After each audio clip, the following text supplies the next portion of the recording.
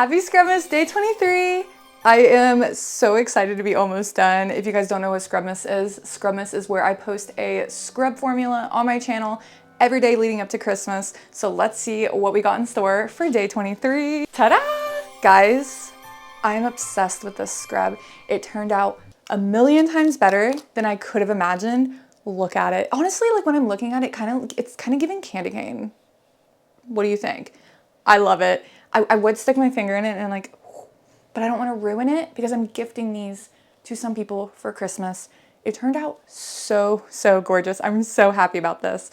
Essentially, I wanted to make a whipped foaming face scrub, and that's what I did. So that's what you're gonna get. So let's just get into it so you guys can see how I made this gorgeous whipped foaming face scrub. First, you want to start out with a heat-safe mixing bowl, and then I'm just going to add in stearic acid into this bowl. That is it. And then we're going to move on to phase B. For phase B, we are going to add in some cocamidopropylbutane, followed by glycerin, and then some distilled water. And then make sure you put on your respirator before you add in the SCI, and then SCI is going to be the last ingredient for this phase. And in the past, you guys see me separate the distilled water into a separate phase.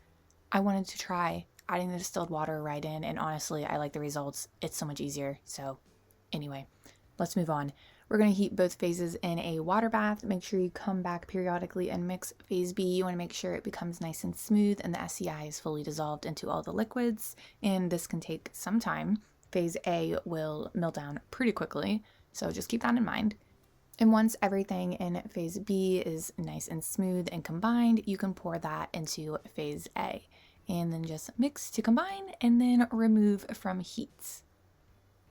Now I notice right after I remove it from heat, it starts to solidify. It actually got like a weird like hard surface. I don't know. Just immediately you want to start whipping it. You don't want to wait. Just whip it. And I don't know. I just kept mixing for a little bit. And then I would scrape the sides, whip it more, scrape the sides, and then I just kept doing this as it cooled. And it got really fluffy, super whipped. I was so happy with it. Now you want it to cool down the rest of the way. Let it be around 100 degrees Fahrenheit before you add in the preservative, which that is what I am adding in now, is the preservative. I used Euxil K at 900, and I don't know if you can really tell on camera, but it's definitely much harder than before. So just mix that again with the hand mixer to whip it up. Now, here we have an extract. It's a water-soluble extract. I actually didn't write down which extract I used. I honestly do not remember. Doesn't matter what extract you use, just a water-soluble extract. And then I added my Ballet Slippers pink mica powder into that to just dissolve the powder down first before adding it into the whipped base because I didn't want it to chunk up. So I added that in, whipped it up with my hand mixer, and guys, look at how gorgeous and fluffy this is. I am so happy with the results. This scrub is so gorgeous. And then I threw in those red jojoba pearls, mix that up again, and that is the end result.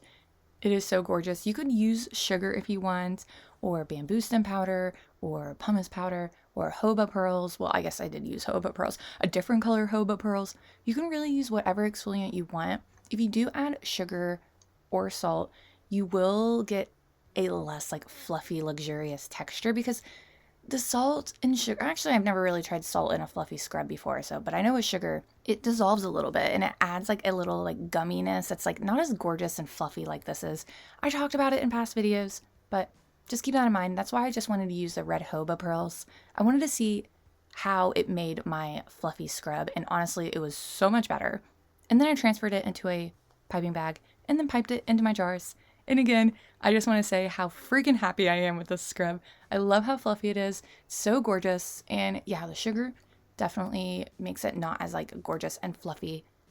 But you can still add sugar if you want. I would add like maybe 10 to 20% sugar. Not too much if you want to keep that gorgeous, whipped, fluffy, luxurious texture like this. Like, look at how gorgeous this is. I absolutely love it. Let me know what you think down below. Also, once you add water, you do get like a gorgeous lather like this. I love it. All right, formula's down below. I'll see you guys tomorrow. Also, don't forget to go over and check out my Patreon where I post 2 exclusive videos every single month. So there is a ton of videos you can go over there and binge watch. For only $5 a month, you get access to the entire backlog. And for $10 a month, you can get a shout out for your small business.